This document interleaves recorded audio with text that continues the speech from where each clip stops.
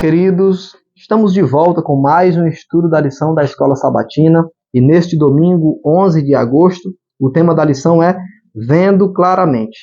É um tema que faz jus à história que nós vamos ouvir neste domingo, e esse tema ele vem contando a história de uma cura que Jesus fez. Mas Jesus fez milhares e milhares de curas, tanto que a própria Bíblia, no livro de João, diz que se fossem para registrar nos livros os milagres que Jesus realizou, não haveriam livros suficientes para colocar.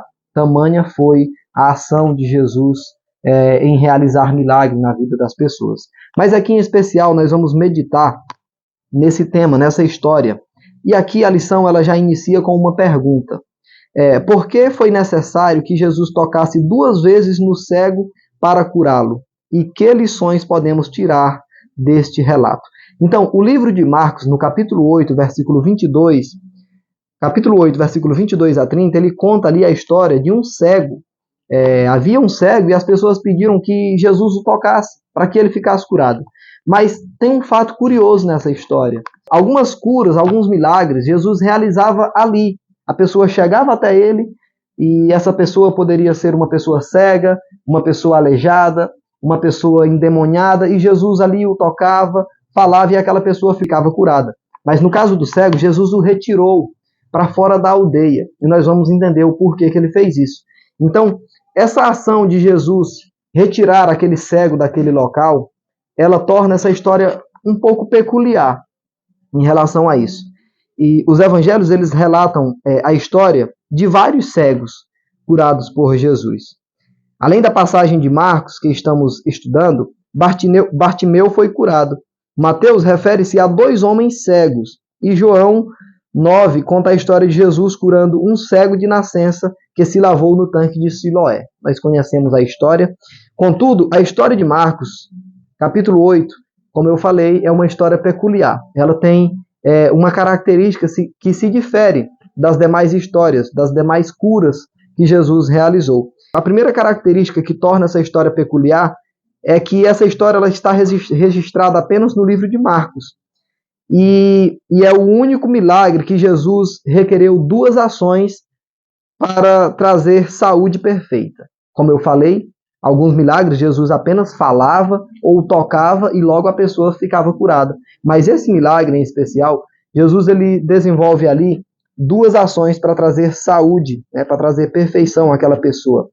E o detalhe comovente de que Jesus tomou o homem pela mão e o levou para fora da aldeia, nós conseguimos sentir a compaixão pela deficiência do homem. Queridos, nós sabemos que Jesus ele era e continua sendo o mestre dos ensinos.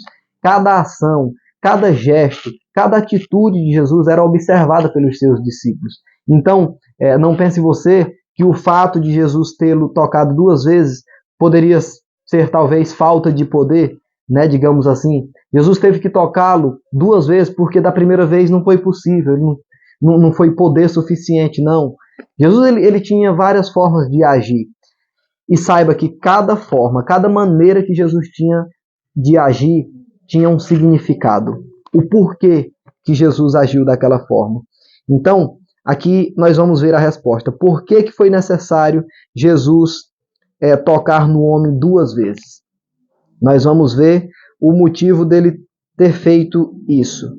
Então, isso não aconteceu por falta de poder. É mais provável que ele tenha contado uma parábola em forma de ações, ilustrando que, às vezes, leva tempo para desenvolver a percepção espiritual. Isso estava acontecendo com os discípulos.